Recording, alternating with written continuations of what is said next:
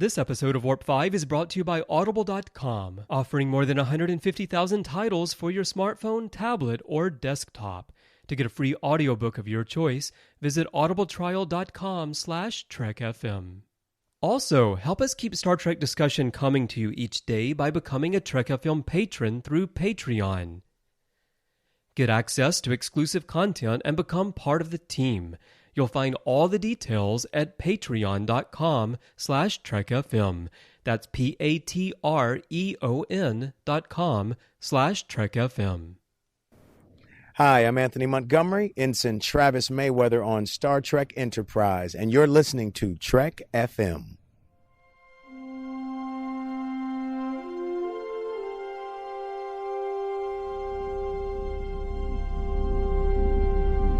How we doing, Tripp? Ready when you are. Prepare for warp. Course laid in, sir. Request permission to get underway.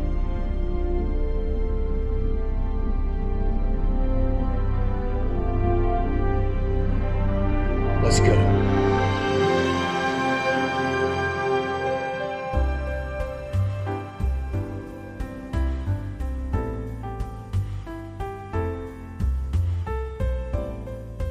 Welcome, Boomers, to another episode of Warp 5, Trek FM's dedicated Enterprise show. I'm your host, Floyd Dorsey, and for this mission, I'm joined by a very regular guest as of late. Joining me once again in the NX-01 conference room is Melodic Trek's host, Brandon-Shea Mutala. Welcome aboard, Brandon. Hey, how's it going? All right. Well, hey, we might just need to go ahead and contact Admiral Hernandez and get you reassigned as co-host of Warp 5, because you are spending a lot of time here, and we might as well just go ahead and get you commissioned. What do you think about that? Sounds like more paperwork to me. Well, we can assign you as like assistant yeoman, maybe, to take care of some paperwork, maybe. As long as she brings me hot coffee, that's all that I care about. Right, in the painted cup. Right, okay.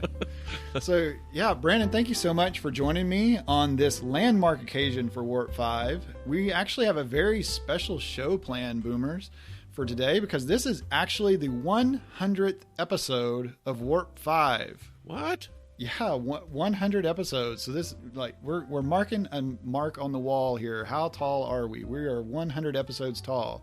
So, yeah, Chris Jones and Kate Walsh, they pulled out a space dock about 3 years ago.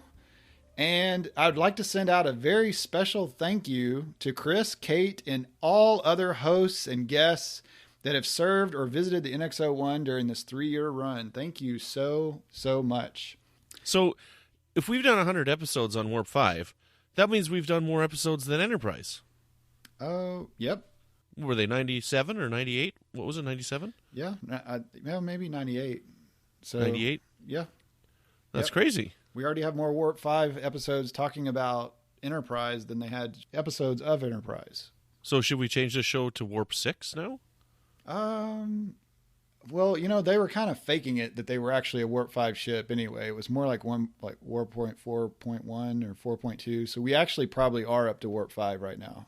That's like my iPad, man. I bought this iPad. They told me on the iPad it was a 16-gig iPad. I open it up, and there's like 4 gigs used of garbage. Like, who needs an operating system? Like, right. Yep. That's how they trick you on that, the marketing and all that. So actually, Boomers, to celebrate this very special episode, we have a very special guest. Coming aboard the NX-01, we have Mr. Enterprise Season 4 himself, Manny Coto. This is awesome. I'm gonna just enter the transporter controls here. I hope I don't melt. I hope he doesn't melt when I bring him in here, or we accidentally get some trees and branches embedded into his skin. So let's see what happens here. And joining us today is Manny Coto, executive producer for Star Trek Enterprise. Thank you so much, Manny, for joining us today. We really appreciate you taking the time out of your day to speak with us. Thank you for having me. It's my pleasure. Your first writing credit is from Alfred Hitchcock Presents in 1988, and your first executive producer credit was on The Outer Limits in 1995.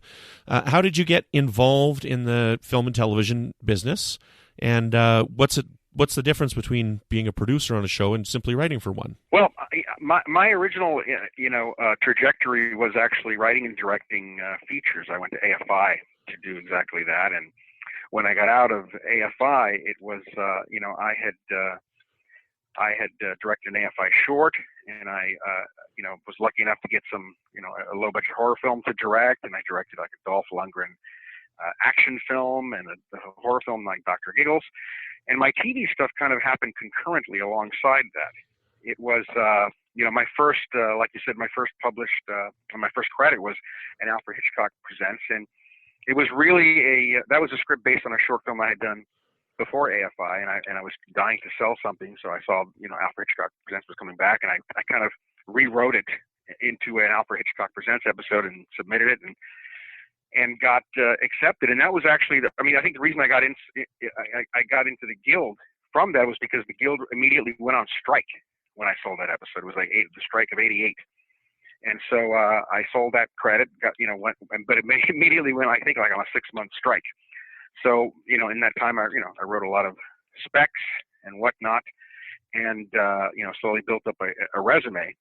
But, it was weird because over the years, like I said, I've been kind of bouncing back. I was bouncing back between directing and writing, and kind of my television stuff kind of overcame it. And the reason I ended up in television was really Spider-Man, which is kind of a long and strange story. But back in the 90s, I was always a Spider-Man fan from the 60s. I was desperate to do Spider-Man.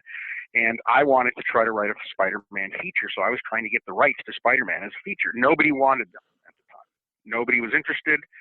I think it was belonged to like Canon Films at the time. A couple people had the different rights. And basically my agent said, nobody can figure out who owns it. Nobody wants it. It's a junk thing. But there is an available, it's possible you can develop it for television. And so I wrote it. I was desperate to do it, so I said, fine, I'll do it for television. So I wrote a pilot for television for ABC. This is back, again, like in, I think, early 90s, something like that. And sold it to ABC. They bought it. They were going to produce it. And it was going, and we met with Stan Lee. And I'll never forget it, because I met with Stan, and he was violently against the script for one main reason, and that was because I had organic web shooters. And so it never went forward because of the objections from Marvel. Anyway, long story short, that's how I ended up in television, because from that script got me a bunch of jobs, a lot of recognition, got me on Outer Limits. And ultimately I started off I went into Outer Limits and started off as like a supervising producer, wrote an episode that everybody really loved. And there was an executive producer at the time who wasn't working out. And I remember they had a script based on George R.R. Martin's Sand Kings, which nobody could crack. And I was there, and I suddenly just kind of blurted out a pitch on how to fix the thing. And the Trilogy guys, who were the guys running kind of the overall executive producers of the thing at the time, kind of looked at me and said, go do it. And I did it, and they really loved it. And that's what they ended up shooting. But so they made me a co-exec at the time, and kind of got rid of the other guy, and that I just kind of jumped to the top from that, at least on that show. And I've been doing television on and off ever since. Now, you asked me the difference between a producer. Well, in television, it's two different things. In movies, the director basically is the filmmaker, is the creator, is the person who is in charge of delivering the final product for the most part, and is in charge of kind of every aspect of it, at least for a lot of films. In television, it really that kind of that job belongs to the writer. It's the writers who are casting, who are editing, who are creating the stories and approving the set designs and whatnot. And it's because just the way that the two mediums developed. Television is the director comes into television, directs an episode, and then goes away, where the writer is there for the entire season. It's the writer's job to kind of oversee the entire production. And so it's two completely different ways to work, one for television and one for movies. According to IMDb, you've written numerous movies and TV episodes. So what has stood out to you as your most favorite movie or show that you've written, or the one that connected with you the most? To me, the most fun that I've ever had, honestly, was and the one that connected to me the most would be, I'd have to say Odyssey 5, which is the show I created for Showtime. This would be, by the way, I would basically put this at a tie with Odyssey 5 and Star Trek, because Star Trek was always a dream of mine. I was a Star Trek fan since I was a kid. So getting to work on Star Trek was a pretty great moment. But Odyssey 5 was a script that I kind of came up with, and an idea that hit me while I was sitting in the tub for the entire series, and I wrote it, and it got sold, and it was one of those things that everybody just loved immediately, the networks, but it was a long gestation period. It was originally sold at NBC, who really loved the script, and George Clooney was attached to exec produce, but NBC didn't want to do science fiction, so it kind of then languished, and then Showtime bought it, and it ended up becoming a Showtime series. But I always particularly just loved that concept. I loved the series, and it was just a real baby of mine, something that I just loved that came from the heart. Now second, like I said, was Star Trek, because I was always a Star Trek fan from the earliest days. And to work on the Star Trek franchise was really a dream come true. I mean, it was just glorious, and I really enjoyed writing Similitude. That was something that was close to my heart. That episode, the idea of it, of a person, living his life in such a short span of time, and only to have to sacrifice it in the end to save another person. It was an emotional episode. It was an idea that when it hit me, I immediately fell in love with. So I would have to cite those two. Well, Similitude was actually your first writing credit for Enterprise, and it made our top 5, our recent top 5 of best moments in Enterprise, the whole series. So we're big fans of that. Oh, wow, that's exciting. Wow, what an honor. Was there any particular inspiration for that episode? Not particularly. I remember a story many years ago I read as a kid. I think it was a Ray Bradbury story about an individual who lived on a planet and whose lifespan was very short. And I think that always struck me as a cool idea, and I think it might have been in the back of my head when I came up with this. I mean, the idea of having to grow something to replace Tripp or to save Tripp, and basically growing an organ donor was kind of my twist on the idea. And then what if you grew it? You're basically creating an organ donor that you fell in love with, and then you didn't want to. You'd have to kill to make the host survive. Was my twist on the idea. So I think that was an early inspiration. So Brandon, Trek FM host John Mills had a question. We have a show on our network called Stage 9, and the basic premise of the show is we examine the works of Star Trek creators, but we examine their work outside of Star Trek. And they actually recently, for their Shocktoberfest, they studied Dr. Giggles for an episode. And oh, no. Yeah. How did that go? It was fun. It was fun to listen to them. I haven't seen Dr. Giggles myself. I don't remember the actor's name, but I really like him. I think he's a good actor in that one. But yeah, he was a sweetheart. I brought him in to read on Enterprise for a part. Yes. He was actually it was Larry Drake I was talking about. He was kind of devastated because he came in to read and he didn't know that I was the exec producer. And when he came into the room and I said, Larry, and I gave him a big hug. He was like, who's this guy? He had forgotten me. He hadn't seen me in like 10 years. And so afterwards he went home. He was horrified because somebody wrote me after he died that he had always obsessed over this moment, that he had not remembered me. And so his death was particularly tragic. I had a lot of fun with him on that movie. It's a fun movie to do. Well, he did get some Star Trek work. He was in a season 7 two-parter of Voyager called Workforce. Yeah, no, I know. I wanted to get him on Enterprise. I just was always, I managed to try to get people I like Peter Weller, who did Odyssey for me. I got him on Enterprise, and it was season 4, and he's like, well, I'll do it, but I want to direct an episode of the season 5. And basically, in the back of my mind, I kind of knew that season 4 was going to be it, but I told him, yeah, sure, anyway, no problem. And so since that day, he accuses me of having hornswoggled him. but he had fun anyway. Your work with Peter Weller on Odyssey 5, like you worked with him quite a lot. Now, I've seen all of 24, but I can't remember. Was he in season 4 or season 5? Season 5.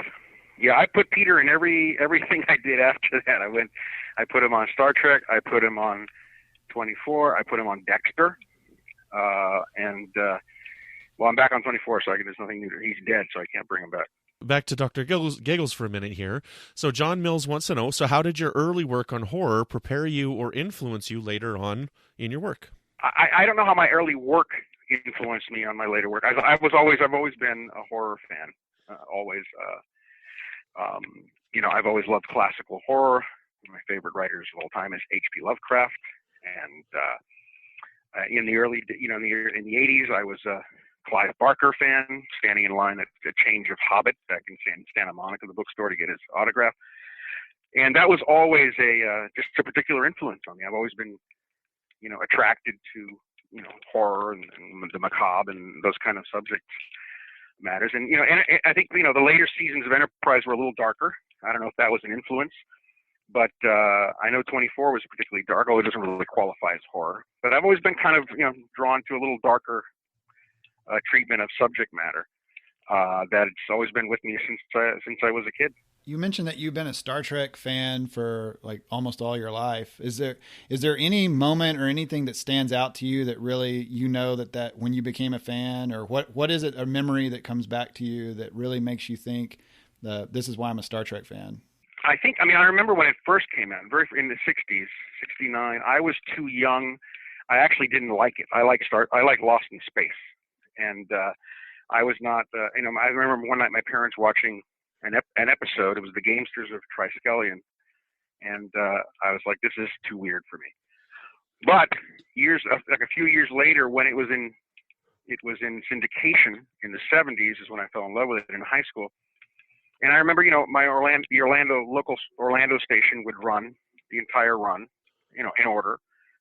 And I remember I would wait for months for my 3 favorite episode run, which was Who Mourns for Adonis, Amok Time, and then the Doomsday Machine. And those are the ones that I just could not wait to see over and over again. And I think Who Mourns for Adonis was one of my when I first realized I loved the show, because I was really emotionally taken by that episode.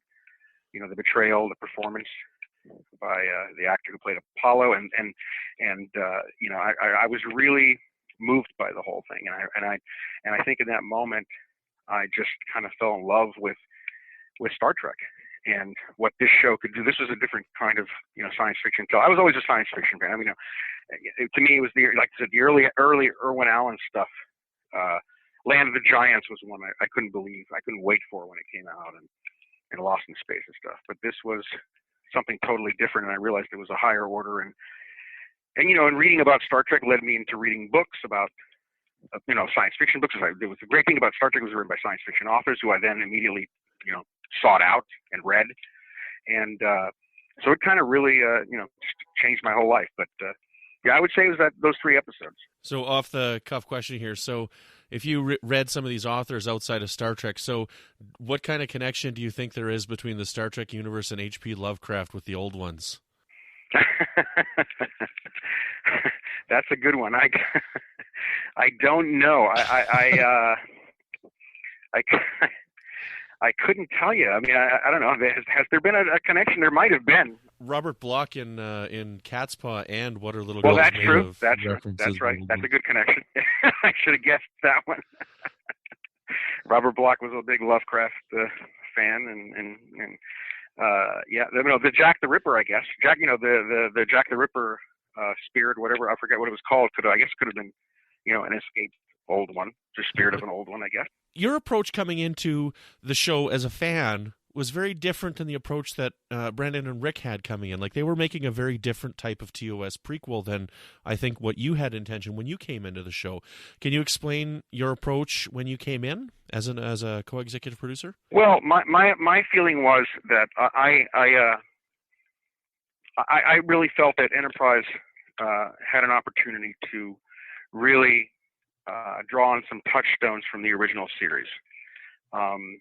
I felt that there were, worlds in the Star Trek universe that had not been explored and that were just sitting there,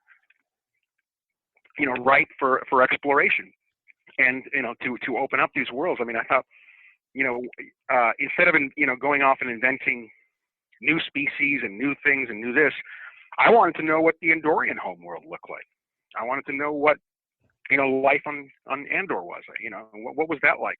I wanted to see more of Vulcan, the cultural landscape, the people, how people lived, what was going on there, the history of Vulcan. That was stuff I was really interested in exploring, and I thought Enterprise was perfectly set up to do that. And so it wasn't just fan homages. I really wanted to explore these worlds that had been hinted at in the original series and in the series down the road. And so, being a prequel series, I thought it was a great opportunity to do epic stories about Star Trek. Like The Forge was a perfect example, and that the Vulcan arc we did was a terrific example. And I really thought Star Trek, Enterprise was a great place to not only set up the original series, but like I said, really expand the Star Trek universe and let us see stuff we've always wanted to see as fans. We've actually heard the Vulcan arc that's mentioned so much from our fans and listeners as being like probably their favorite for all of Star Trek. Like that. That's cool. Because I think it's because of what you just said. I mean, we got to see the connection to the animated series. We got to see exactly. connection to the original series movies. And I mean, it really tied a lot of things together there, if you were paying attention. Well, I remember there was a lot of criticism on Enterprise regarding the Vulcans and how they behaved and how they were, they weren't strictly logical and how they seemed to have emotions and how they maybe a little petty. And I thought, rather than that being a problem, I thought that was an interesting opportunity, that this was an earlier Vulcan. Exactly. So it seemed to suggest to me a story about, a Vulcan, planet Vulcan that was still trying to embrace or had lost its way a little bit from the original teachings.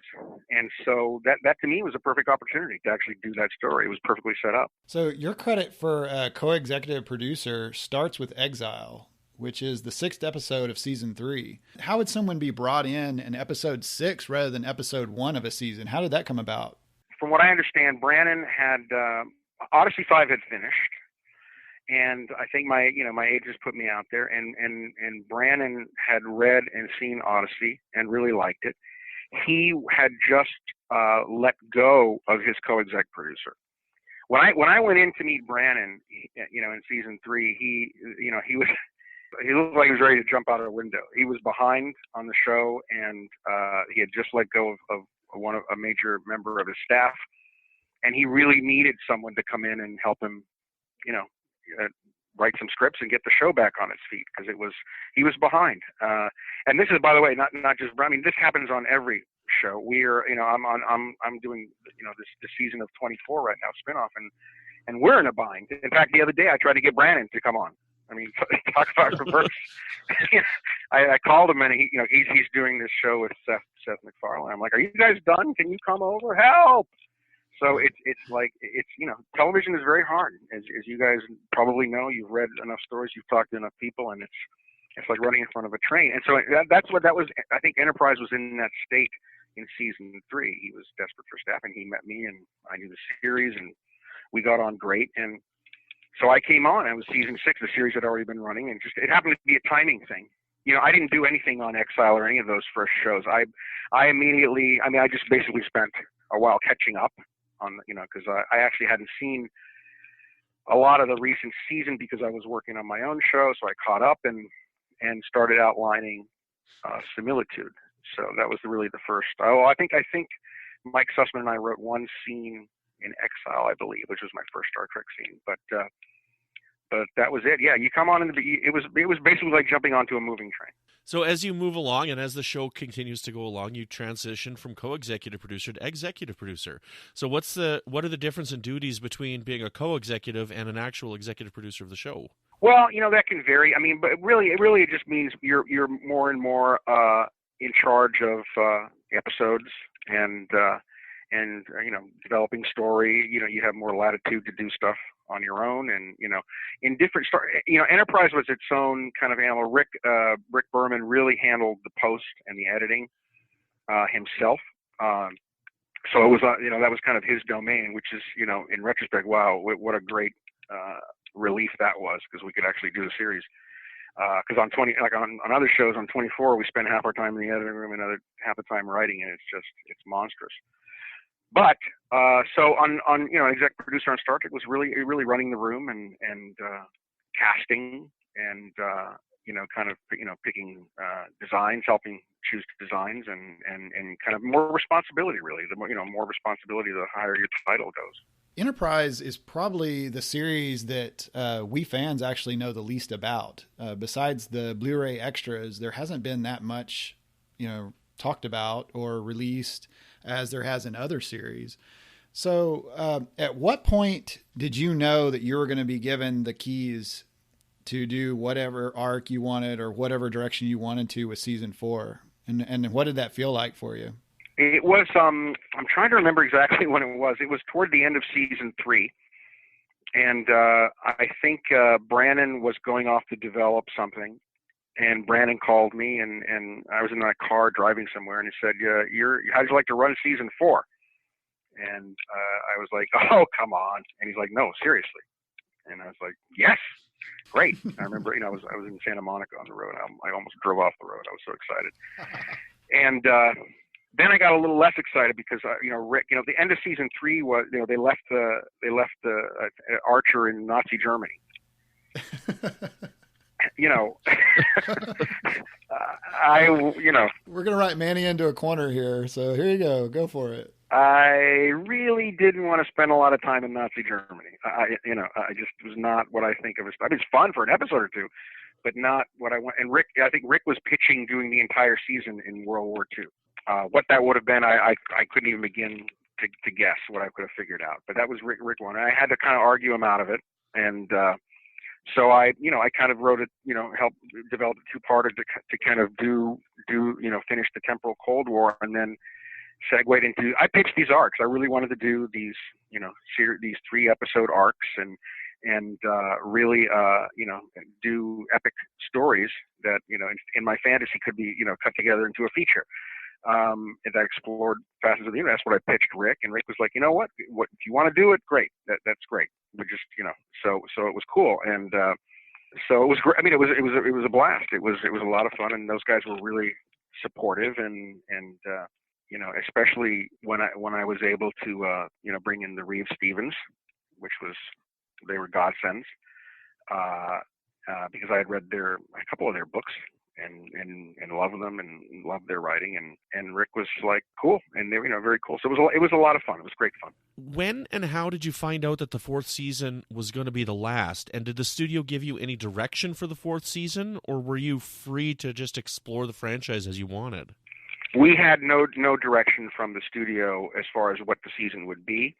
I think all of us knew that the 4th season was going to be the last. I think it was kind of understood that this was going to be it, and I partially think that's why Brandon went off to develop something else. I think everybody knew it was going to be it, and so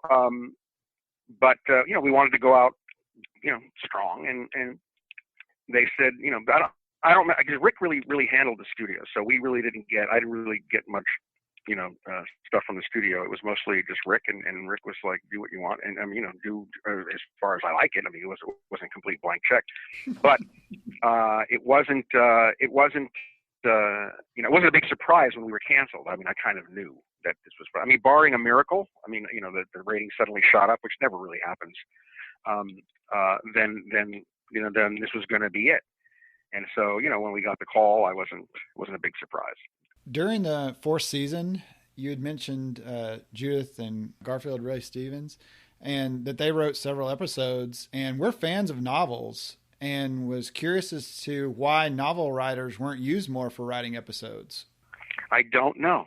There was I mean, it's a good question. I don't know. It was I don't know if those were the first novel writers who came on, but to me it seemed like a natural. These guys had such an encyclopedic knowledge of the Star Trek universe, and I'm blanking on the name of on the novel they did that involved the two captains, I believe it was. I forget the name of it. Federation. But it was really great. Yes, it might have been that one. Yeah, it was just really terrific. I thought it was really terrific, and you know, they were. I just thought they were. They just have such a rich knowledge of the universe, and my feeling was, even, you know, novel writers very rarely can become TV writers. I mean, it just, you know, we tried. On 24, we hired a couple novel writers here and there, and they just never were able to make the transition. It's a different animal of writing. But I figured if they weren't able to do teleplays, then at the very least, I get, you know, they can help design the story arc for the season. Fortunately, they could do teleplays as well, so I got lucky. They were great at everything, and so, but it's a mystery to me. I mean, you know, there's a lot of great Star Trek novel writers, and those were my favorite. There's another David. I'm blanking on his last name. He did a lot of Star Trek novels that I really liked. David Mack. Not Mack. I'm blanking. I'll figure out. I'll remember it in a little bit. But he was somebody I looked at. I remember looking into him, but he was out of town. He lived in a different state and didn't want to leave. But it was, you know, I thought it worked well. Yeah. I don't know why there weren't more Star Trek novelists hired. I'm sorry, Peter David. Yeah. He was the guy. I just remembered him. Yeah, he was the guy. I think we inquired about him, and he was not available or wasn't interested. I don't remember. It was been a while back. Here we are. We've basically had the best season of Enterprise with season 4. The creativity that was given with the 2 and the 3 episode arcs throughout the season, you know, really let you stretch your legs and stuff. You come up with a nice swan song for the show with Demons in Terra Prime. How did it feel to be handed These Are the Voyages and say, this is how we want to end the show? Well, I wasn't handed it. That was they did it. I mean, Rick and Brandon wanted to do an episode that not just ended the show, but ended the entire 18-year run of the franchise, of their Rick's from Next Gen all the way to Enterprise. So that was what that was about, and so I just focused on Demons in Terra Prime. I considered those, the finale for Enterprise, a very worthy finale, I thought. So do most fans. Well, I mean, that's what it was. That was what it was conceived as. It really was. It was always thought as those were that was the finale for Enterprise, and These Are the Voyages was a kind of a swan song for the entire franchise. It was always seen that way. And that was how it was designed. And so it really didn't bother me. I didn't really work on that episode. That was their episode. They had produced it. I was basically working on the post on helping with the finale of Terra Prime, or I might have already been. I was already getting calls on 24, and I was already maybe transitioning onto that when they were shooting These Are the Voyages, I think, because I had finished. It was basically their episode. Enterprise and Odyssey 5 were canceled early, but Dexter and 24 gave you the opportunity to plan out a final year. What was the experience like having that creative freedom to ending a series the way that you wanted it to? And this question was submitted by one of the hosts of our network, Lee Hutchison. Well, it was tremendous fun. I mean, it was Enterprise. I didn't consider. I mean, I know Enterprise considered early when you enter it, when you compare it with the regular Star Trek series. But I actually, to me, a 4-year run was pretty nice. And so I got to work on it for 2 years. And so to me, that was a goodly time. So I didn't really feel like I'd been cheated that much. I would have loved to have kept going, but it was still a lot of fun, and I would have traded it for the world. Dexter and 24 were completely different animals. It was 24 was fantastic in the sense that each season was its own kind of contained story. It was telling an arc and from beginning to end, and it was very satisfying to do an entire series to the end run.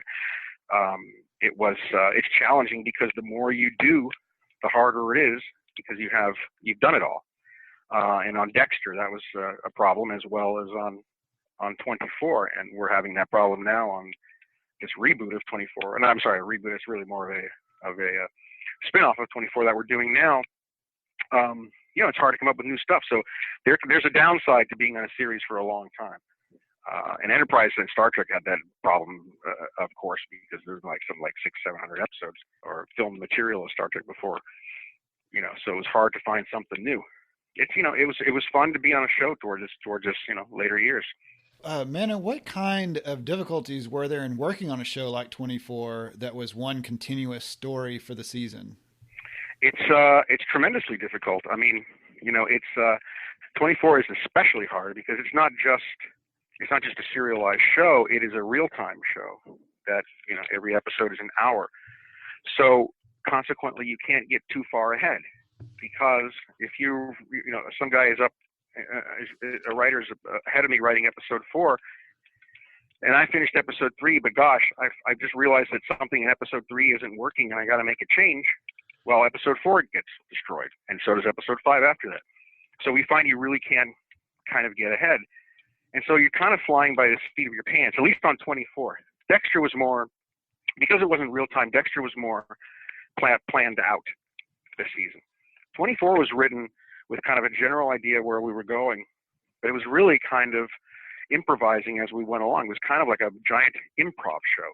And if you've ever read Stephen King's book on writing, when he describes his writing process, it's very similar. He would, get an idea and just start writing. And he said the story would take you where it would take you. And that's kind of the way 24 was done. We would come up with an idea. We had a general idea where we were going. And then we would just improvise, and the story, kind of wound. Very often, I think on most seasons, it ended up looking like we planned the whole thing because we were, we found connections and, and what's great about it is that I think, Stephen King's quote was, what's great about that method of writing is that I'm making it up as I go along. And if I don't know where the story is going, odds are the audience doesn't. And I think that worked with 24. We would deliberately write ourselves into corners, and we'd have to figure it out the next episode, how to get out of it. And if we were clever enough, the audience wouldn't be ahead of us. And it's, it's very hard. There are a lot of, my Christmas vacation is pretty much shot now. I'm going to be writing all Christmas, but it's also incredibly rewarding because when you get it right, it's quite a lot of fun. But 24 was particularly brutal in that sense. Very hard to do a serialized show that's real time with every episode kind of depending on the previous one. How did your experience working with Enterprise season 3, the long arc of season 3, how did that help you prepare, or how does that compare to the continuous story that you have going on with 24? Well, that's interesting. It was actually it was kind of a preview of 24, ironically. I mean, the continuous, the Xindi arc on Enterprise had it was almost a 24 plot in outer space, if you think about it. Earth's being attacked by terrorists, and the Enterprise is out in space trying to stop the terrorists. And there was a couple of moments where Archer almost became Jack Bauer. He put a guy in an airlock, torturing the guy basically. That wasn't intended. I mean, I don't think 24 was. I think 24 was on at the time, but I don't think that wasn't the influence. I mean, it was just the way the story worked out because the stakes were so high. When the stakes were so high, your characters have to make choices, and that's one of the fascinating things about 24, is that when the stakes are that high, when so many lives are at stake, what does your character do? What limits will your character go? And we kind of had that with Archer in the Xindi arc, which I thought was really interesting. So it was very similar. It was very eerily similar, the long arc of season 3 to what I ultimately later did on 24. It's actually quite interesting because 24 and Enterprise actually started within about 2 weeks of each other. They both started in the fall of 2001. And, the television, the face of television was changing at that time because Sopranos had started in 1999, right? And Sopranos started basically the arc. Yeah, Deep Space Nine kind of did, but Sopranos was a 13-episode season arc, and then we kind of get into 24 with a 24-episode arc and whatnot. And so Star Trek then came in with season 3 of Enterprise and did a season-long arc there, but it was a little bit behind the gun on that. But they both started at the exact same time within a few weeks of each other. It's really neat. Yeah, now that you're mentioning it, you're right, because I remember Odyssey 5 actually started the same year, and mine didn't survive, but I remember we were trying to get Bakula for Odyssey 5, and he had just signed on to Enterprise. So they were all kind of, starting at the same time. It's weird. Mm-hmm. The 3 shows that I ultimately ended up working on. Wow, that's interesting. I hadn't heard that before. Yeah, I remember that. I mean, Odyssey 5, they're all the same year. We tried to get Bakula, and we're like, no way, you're not going to get them. They made them this huge deal on Enterprise. And then mine went for a year, and I ended up going on Enterprise. And then 24 had just, because Howard Gordon, my buddy, who I'd worked with before, called me about 24. I remember talking to him when I was on Odyssey 5 about this new show he had just got on, 24, and how hard it was. And nobody knew what it was. At that point, he thought it was like, this is never going to go anywhere. It's really weird. But I remember it was all at the same time, those 3 shows. It's pretty weird. So before we get into the listener questioners here, I have one more question from a host of the network. His name's Mike Schindler, and he's the other host on Stage 9. And Mike Schindler, one of the really cool things about Mike is he likes to try and interconnect different franchises because of, something that may have been said or, something that connects them because of how somebody spoke or whatnot. Like he's way better at that than I am, but he likes to interconnect. So he's got this whole fan theory of certain things take place within the same universes.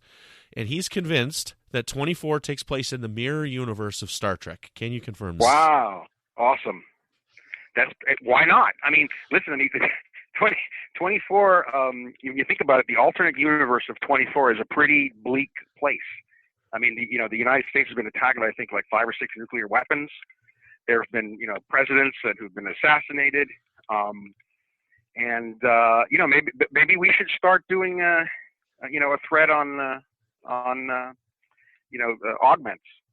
the early augments. I mean, why not? I mean, that's very cool. Yeah.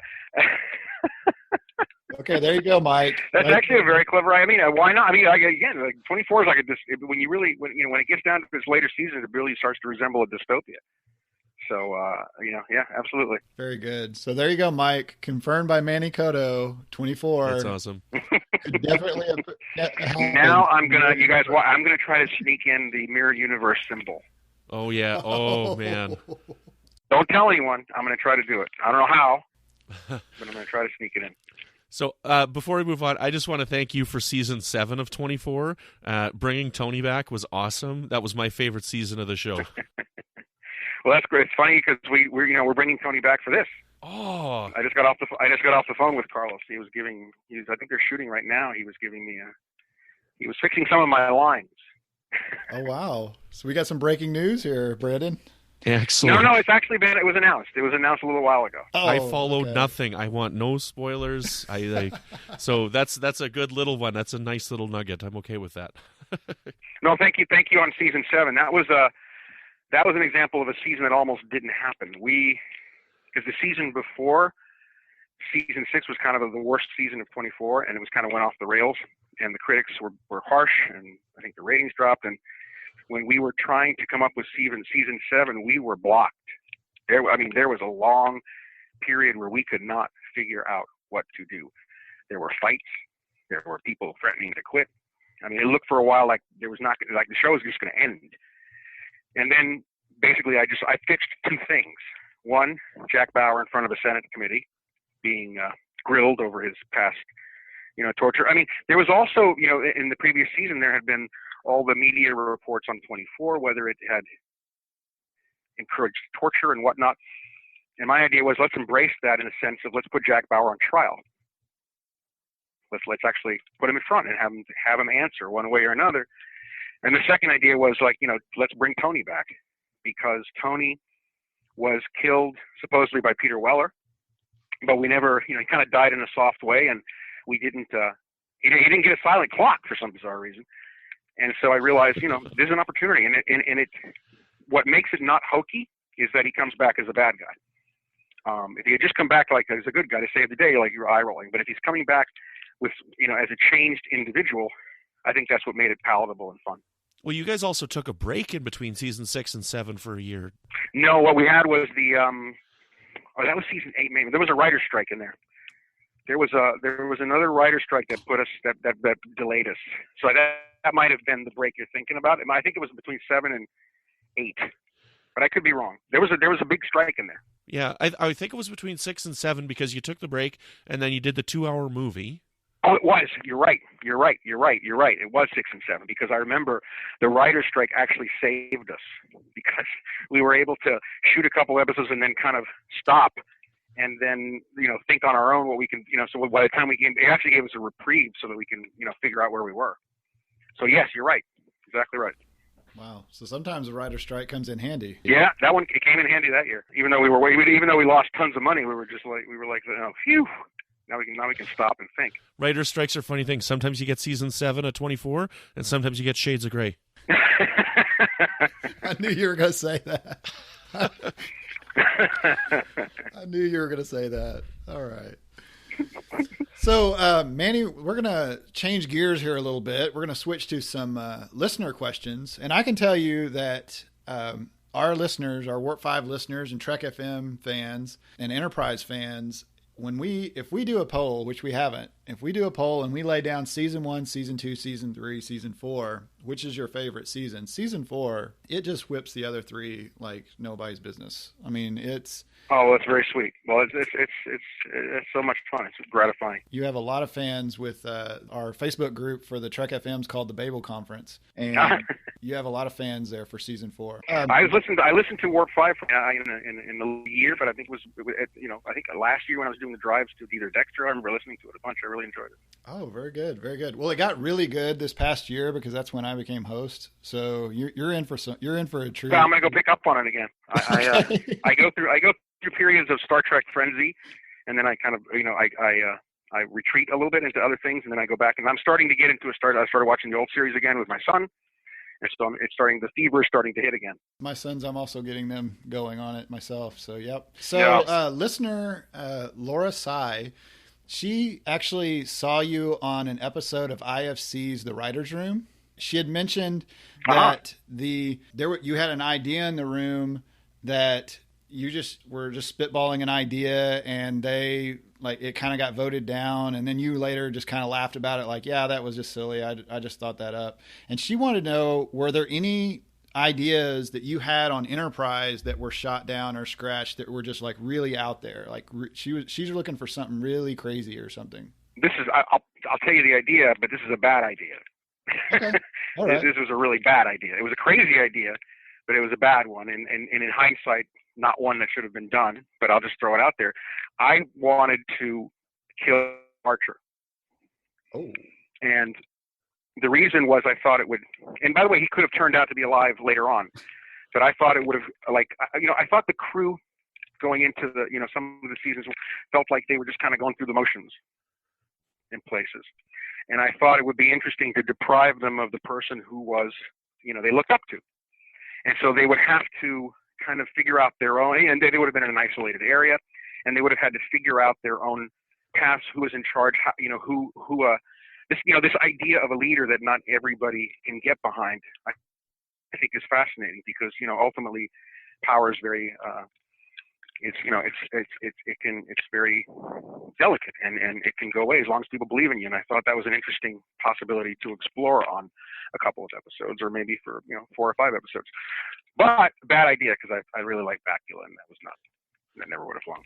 Well, Archer's his Katra could have been somewhere. We could have. That's exactly right. No, exactly right. And I'm trying to think of there was the other idea I wanted to do was the Cloud City. I remember that.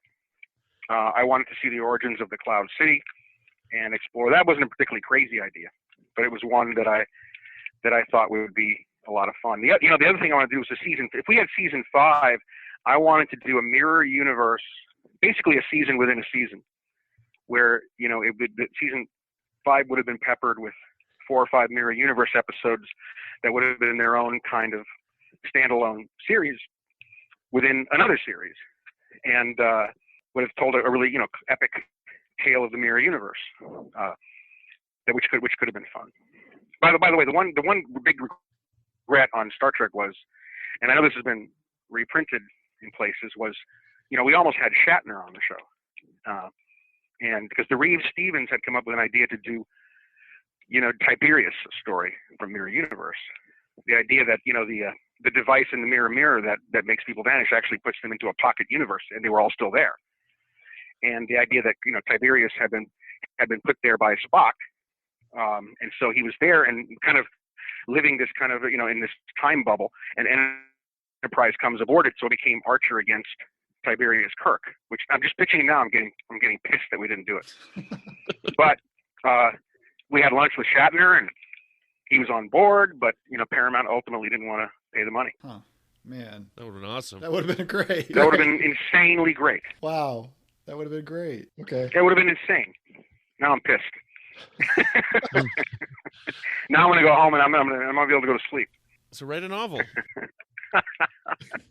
The Reeve Stevens should write it. They're the ones that came up with it. It was a great idea. You can get in on that. Get a chapter on that. Get your name on the front of that book, man. Listener Mark Flessa says, what was the reasoning behind killing off Admiral Forrest, one of the best reoccurring characters in the series? It did help Soval open up to Archer and Tripp to become a more active friend to humanity. Was that the reason, or were there other factors in play? Well, actually, those two were big parts of the reason.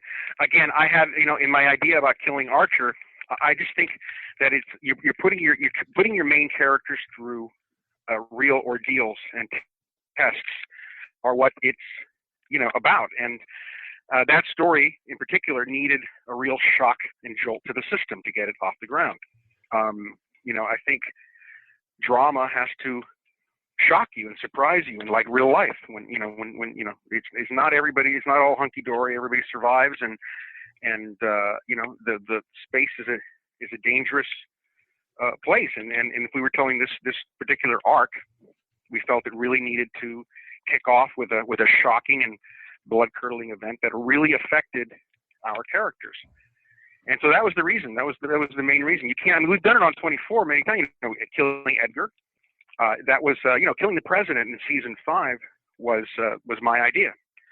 And the reason I pitched it, not because I just like to kill people, but we needed a story to get Bauer out of. He was in hiding, and we needed something that was powerful, that would drive him emotionally through the season. We were searching for an idea, and I pitched that, and it became what we riffed on, and became the entire season. It really propelled that entire season because our character was emotionally invested. And that was a similar impulse, for killing Forrest in season 4. We have a listener, Davis Grayson, and we had a lot of questions that were wanting to know about what was going to happen later. And I know you've spoke about that in other places and ideas that you had, but he had asked, was there any plan that you had, or any idea maybe about expanding the fleet, maybe bring in the Atlantis, the Discovery, the Challenger, and Endeavor? No, to be honest, no. We never got that far. That would have been it's a great idea, and it probably would have been if we had continued down the road.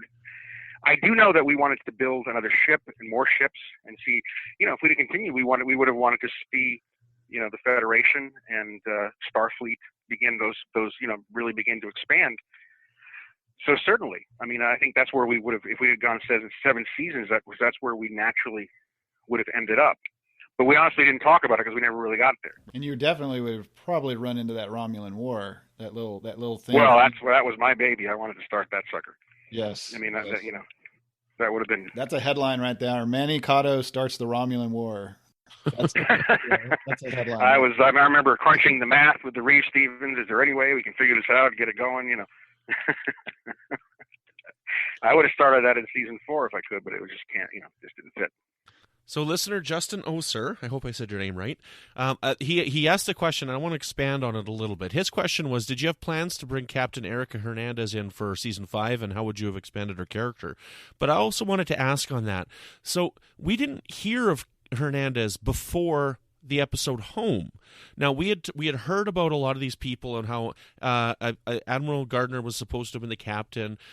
He got promoted to admiral. There was A.G. Robinson and Archer back in season 2 who were vying to see who's going to be the captain there, and they had mentioned all these other people, but all of a sudden Captain Hernandez comes in, and here we go. We've got a female Hispanic woman coming in who's just come out of nowhere, which is wonderful. We get some representation that's not a white male in charge, right? So expanding on that, how did Hernandez come about? Well, I think if I remember correctly, on Home, we wanted Archer to bond with someone. I think it was to become somewhat romantic or whatnot. But I think I remember making it a Hispanic because I'm Cuban myself. So I thought it was high time. And I think I remember, it was basically an idea that was built into the episode. We wanted to give Archer, an experience at home, hence the title. And we wanted it to be with someone who was equal in stature and who was someone that he respected and would respect him. And, I think at a certain point, the idea of a second Starship Commander came about. And I had not seen a Latina commander. And I really liked this actress when she came in red. And I was like, that's the one. It was really just breaking an episode and coming up with the idea for it. But I wish I think she appeared again. Am I mistaken, or am I hallucinating? Yeah, she was in charge of the Columbia in near the end of it. So, and Tripp ended up going over there. That's right. Yeah. Do you think she would have come back later on, and would you expanded her character? I would have loved to expand her. I would have. I would have absolutely. I really liked her, and I thought. I would have no idea what I would have had it done, but I mean, she would have been a terrific, additional, with her ship and with Enterprise and it would have been an expansion of Starfleet. I wanted to put Shran on the bridge for season 5. Because I really love that character. That would have been so awesome. Combs and I we really got along, and I loved hanging out with him, and because I was a Lovecraft Reanimator fan, so there you go. And I wanted to put him on the bridge for some it would be liaison or whatever. I could come up with a reason, but he would have been tremendous on the show. We had a listener. She asked. Her name's Amy Grugan, and also we actually had a couple of other listeners in another group, Fred Guerrera and Emma Aridi, and they were asking like shipping questions. That's a podcast thing, and people watch shows and they ship people. So like there are Janeway Chakotay shippers, and there are Picard Crusher shippers. Well, Amy relation shippers, right? Relation shippers. Oh, yes, I have heard that. All right. Okay. No, yeah, I glanced on it a while back. I remember. Okay, go ahead. Well, the first time I heard that, I thought they were talking about the ship. I never. Yeah, I did too, but you didn't. Now I remember reading I remember hearing the shortening of a relationship. So I remember. So I did read about it somewhere. But. So Amy asked, were there any plans to get Hoshi and Travis together? There were not. Okay. They just never talked about it. Not a bad idea. Not a bad idea at all, actually. Right. But they were two beautiful people, and it would have been. I think it would have been a fun relationship. Actually, now you think about it. Because he was a boomer and he was experienced in space, and she's scared of everything. Although that changed, as the series went on, but that would have been fun. I mean, I think relationships are, they can bring, you can use them to really bring out characters and bring out, something in them that you don't normally see on the bridge. And I think Star Trek, Enterprise, we probably should have done more of that because it could work. Well, Fred and Emma, they were looking more at Tripp and T'Pol's relationship, and they wanted to know, were you wanting to make them official, or where was that going to go? To me, it was always I always thought it was kind of a doomed relationship. I don't remember because the series ended, so we were not able to really take it further. But to me, it was kind of a doomed relationship just because of who these people are, and I just thought it was more romantic that these two individuals who were in love and who could never quite, make it together. And so it was really no plans for them further because I think we never really got to talk about it. And I think probably what we would have done was have it end, but be very tense and hard on the ship. And ultimately, it blossoms again because they can't. It would have been interesting to see Tripp with someone else and her, try use her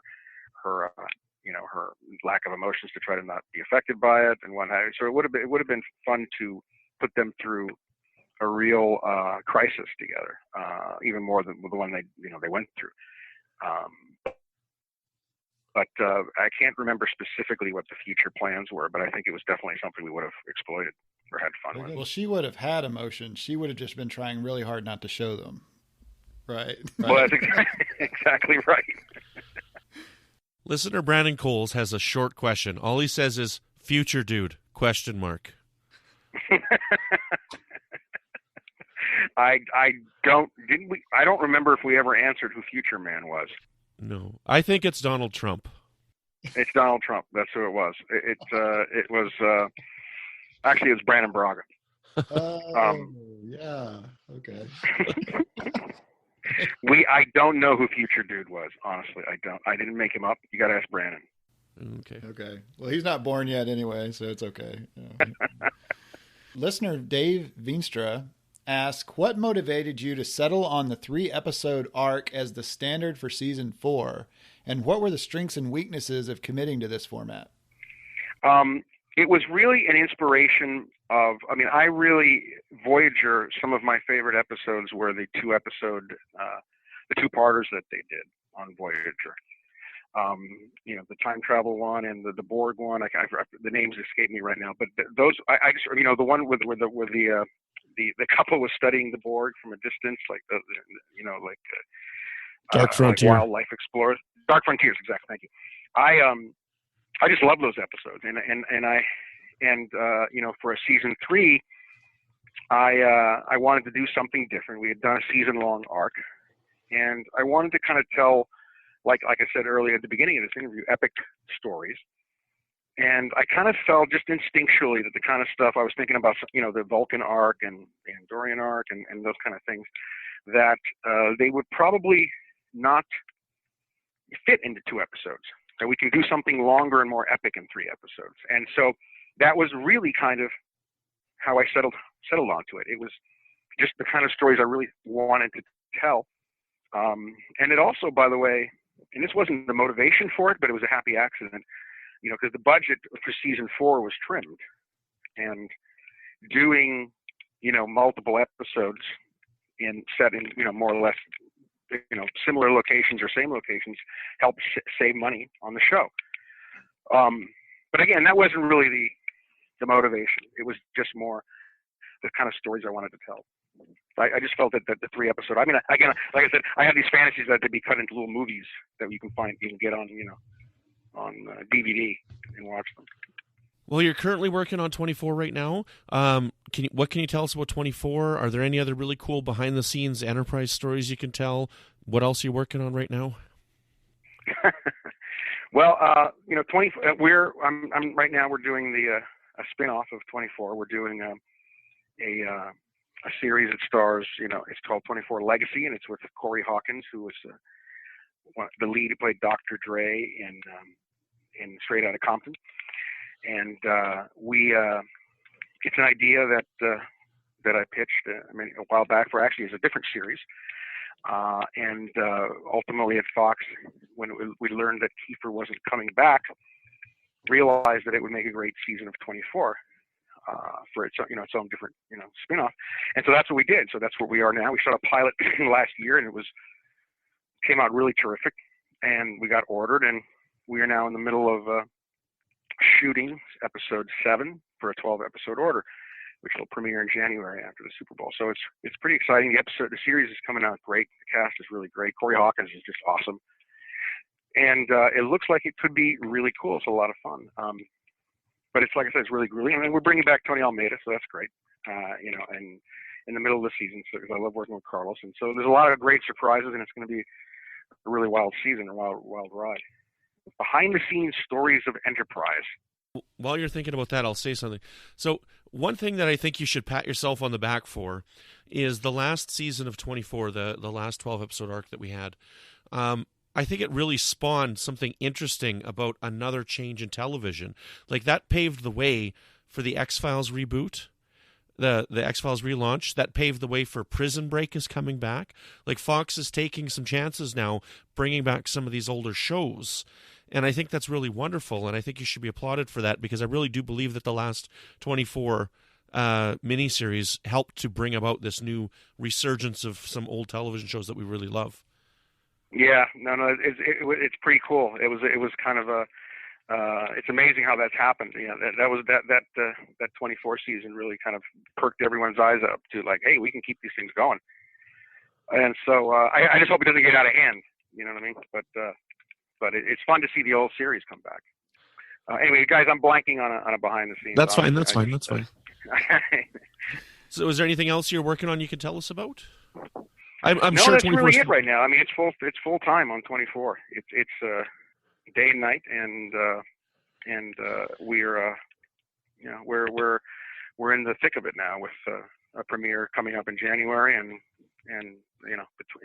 we're 3 episodes away from the ending, and we don't know what they are. So it's pretty crazy right now. How can our listeners contact you or follow you on social media? Well, I have a Twitter account. I think it's the real Manny Coto, or Manny Hector Coto. That's probably the best way.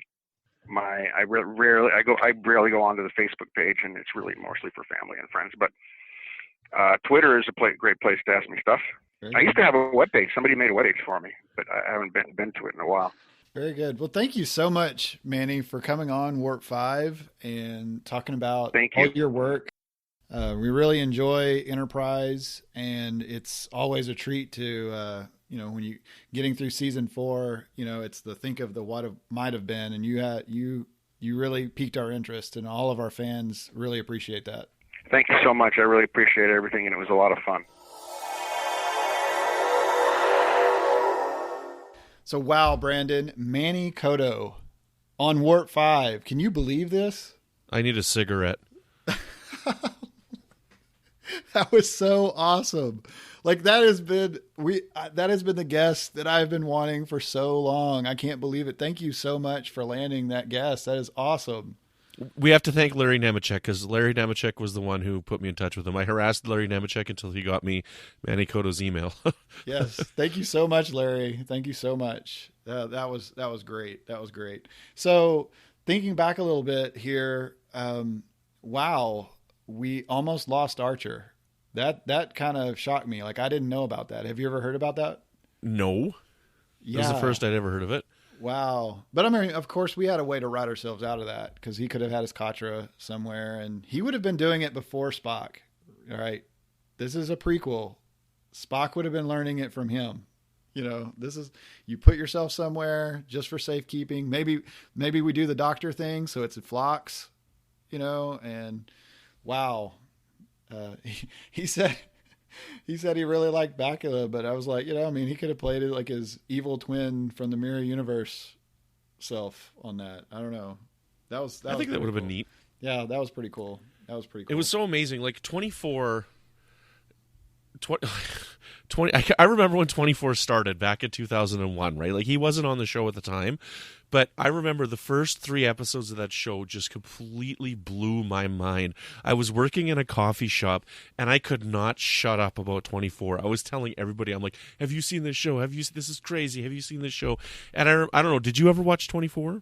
I have seen a few episodes, but it's kind of one of those, you better get it from the start. Yeah.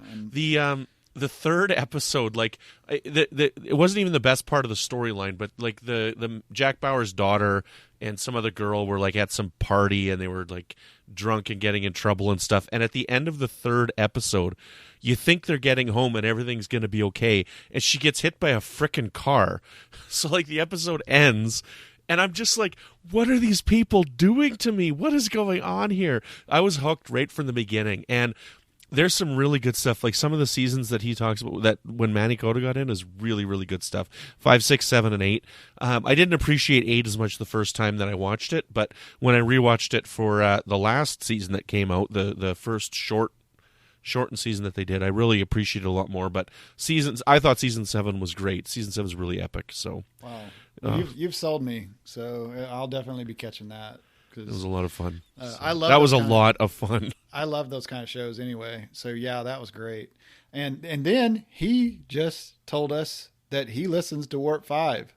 Yeah. What? What? That's so okay. It's like he's a Star Trek fan or something. Yeah, like he said, he's been a Star Trek fan his whole life. Like he actually listens to Trek FM and stuff.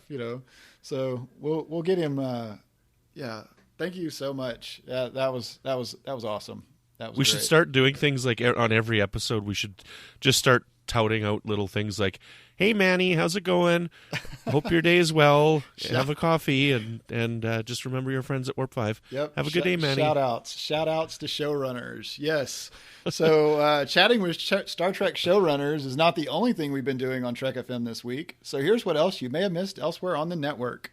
Previously on Trek.fm, Earl Grey. And then as kind of a teenager, I kind of drifted a bit from Star Trek, and, you know, I pretended one time when I went to see Star Trek Nemesis that I was actually off to see Elf instead, because that sounded cooler than seeing Star Trek Nemesis. Maybe it still is. To the journey!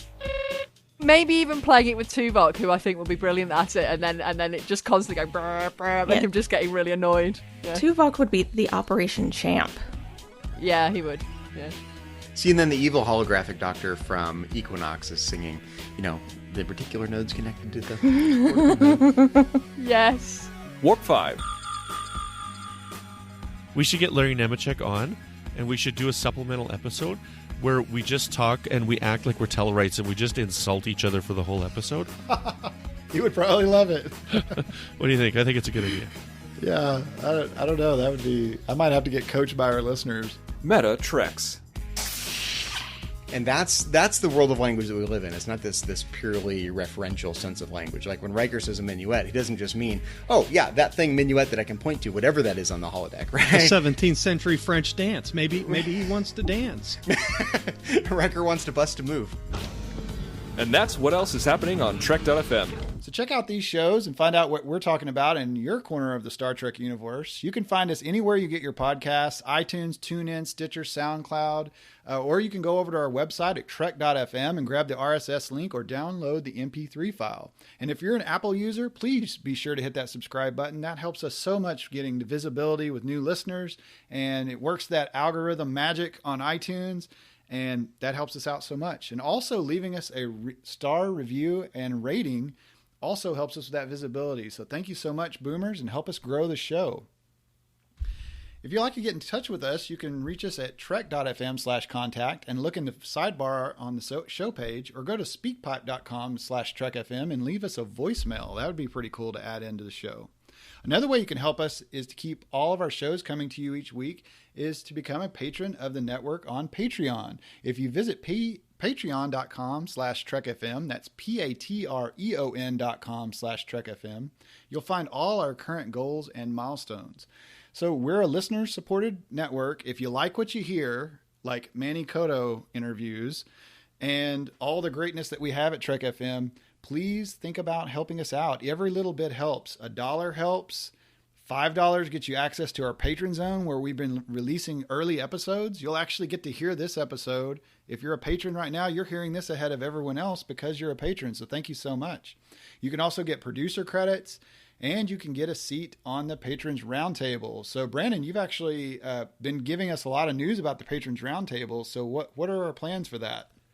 Yeah, so we're all caught up. We finally got everything released. So we had a bit of a backlog on the release of some of the episodes, but they're all out now. And as we're recording now, we had another one in December. So there's been 21 roundtables, and you can find them all in the master feed. But we're going to be doing one a month. And we're going to be having, hopefully we're going to get a few different hosts of the network to help out, so it's not just Aaron and me hosting, but maybe you can get on the air with one of your favorite hosts. And to do that, you just have to go to patreon.com/trekfm and donate at the $15 per month level. And we're going to be doing at least once a month. We're going to be getting a roundtable for you out there. And Lee Hutchison of Earl Grey has said he wants to host some, and a few other people on the network have said that they might be interested in hosting one as well. So if you're interested in that, just donate at the $15 a month level. And if you donate at the $5 a month level, you can get access to patron.zone, which is where we have some of our early releases. And we've actually been pretty good at getting Warp 5 episodes up early on there, so you can listen to them a couple of days ahead of time. We have a little bit of exclusive content on there, some cool deleted scenes from episodes. And Ken Tripp and I even did a commentary for Trials and Tribulations. That's up on there, so you can listen to a cool commentary. Yep. So patreon.com/trekfm, that's where I got started becoming an associate producer of Warp 5. And then next thing you know, I'm on the second Patrons Roundtable, and then next thing you know, things just kind of work their way. Here I am on the mic. So it's kind of weird how things work out. Also, if you want to wear your Trek FM fandom, you can find great Trek FM themed merchandise at trekfm.store. So we've got holidays coming up or birthdays, and you can let your loved one know that you'd like to show everyone your love for Star Trek and Trek FM fandom by getting you that t-shirt or that pillow or that blanket, or maybe they might even throw you a cape. They might even have like customized capes. You know, I might just have to get me one of those, maybe. I don't know. It might not actually be on there, but I just had that idea. I might need to get a Warp 5 cape. Thank you always to my co-associate producer, Mike Morrison. He is a patron of Trek FM and a co-associate producer of Warp 5. You can find Mike on the Babel Conference, Trek FM's dedicated Facebook listeners page. You can also hear Mike over on his show Metatreks, where he and Zachary Fruehling discuss all things philosophical through a Star Trek lens. And Brandon, thank you so much for taking care of the editing and publishing of Warp 5. It has been great how quickly we've been getting these out. We've been recording them actually really quickly, and then we've kind of stored them up a little bit. So thank you so much, Brandon. Yeah, you're very welcome. It's been a lot of fun. And also thank you, Tony Robinson, for getting us this really great show art for our shows. So anytime you see one of our show announcements got our show art on it, it shows you what show number we have. That was made by Tony here lately. So thank you so much, Tony. You can also contact us through Twitter at Trek FM, Facebook at facebook.com/TrekFM. And as we mentioned throughout the show, the Babel Conference. Type the Babel Conference, BABEL, into the search field on Facebook, or go to our website at trek.fm and click discussion on the menu bar. Wow, Brandon, show number 100. So, you know, I'm already kind of, you know, getting a little bit greedy. Show 200. Can we top Manny Coto for show 200? Or maybe we can just have him back on for that one. What do you think? Let's have him back on. Yeah. Well, we won't have to wait for maybe 100 shows. We might have him on earlier than that.